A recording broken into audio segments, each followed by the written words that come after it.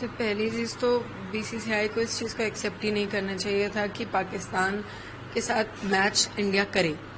ये बहुत बड़ी हमारे ही देश में लोग गलती कर रहे हैं इस चीज को एक्सेप्ट करके।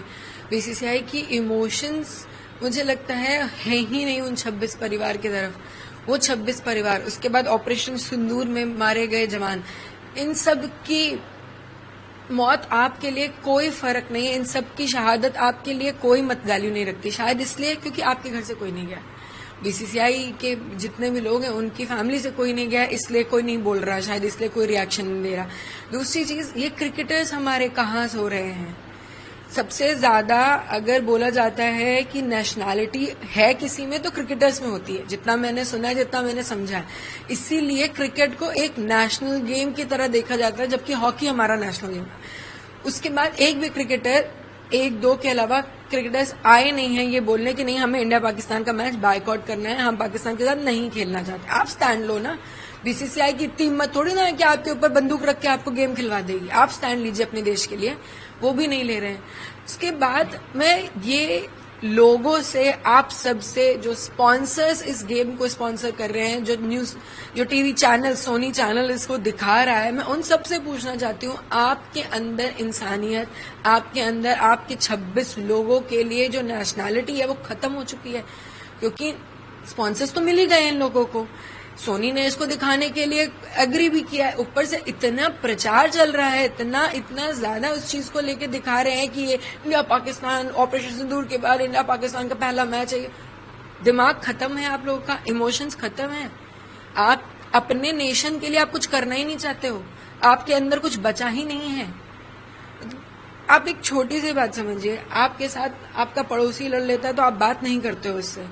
आपके पड़ोसी मुल्क ने आके आपके देश में घुस के आपके लोगों को हिंदू पूछ के मारा है और आप उसकी शक्ल देख के उसके साथ एक मैच खेलोगे।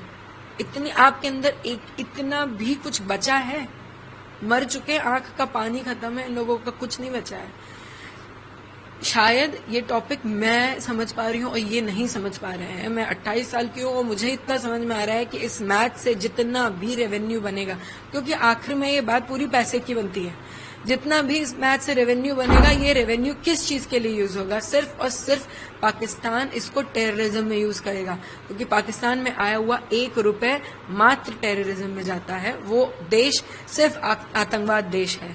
जब आपको ये बात पता है, जब आपके देश में इतनी बार टेररिज्म अटैक हो चुका है, तो आप उस देश के साथ मैच खेलोगे, आप उन्हें रेवेन्यू दोगे, आप उन्हें फिर तैयार करोगे कि वो आके हमें दोबारा मारें, हमारे देश में दोबारा घुसें, दोबारा मारें, क्योंकि मजबूत करोगे ना आप उन्हें। मुझे नहीं समझ में आता क्यों।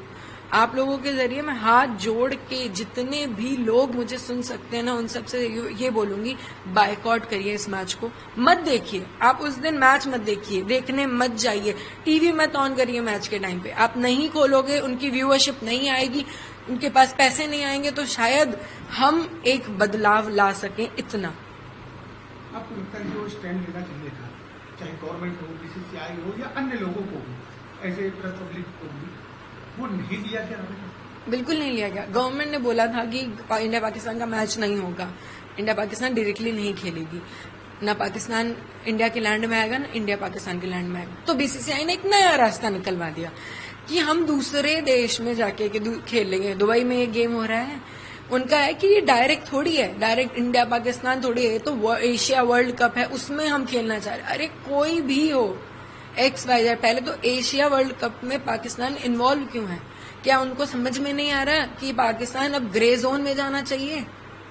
क्यों कोई भी देश पाकिस्तान को अलाउ करता है इस सब चीजों के लिए? क्या आप पीड़ित नहीं हुए हो पाकिस्तान से? कौन सा देश बचा है जो टेररिज्म से पीड़ित नहीं है?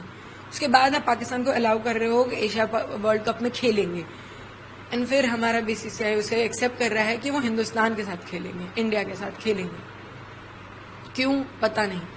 शायद उनको मैं नहीं रोक पाई, जबकि मैंने आप ही लोगों के जरिए पहले भी बोला था कि ये मैच नहीं होना चाहिए। बीसीसीआई को मैंने रिक्वेस्ट करी थी कि ये मैच नहीं होना चाहिए। शायद मेरी आवाज उन तक नहीं पहुंची, लेकिन मेरी आवाज शायद आपके जरिए नॉर्मल लोगों तक पहुंच सके, जो मुझे रोज सुन पाते हैं, कि प्लीज बायकॉट करिए इस मैच को। और शायद हमारे पास कोई रास्ता बचा नहीं बायकॉट के अलावा।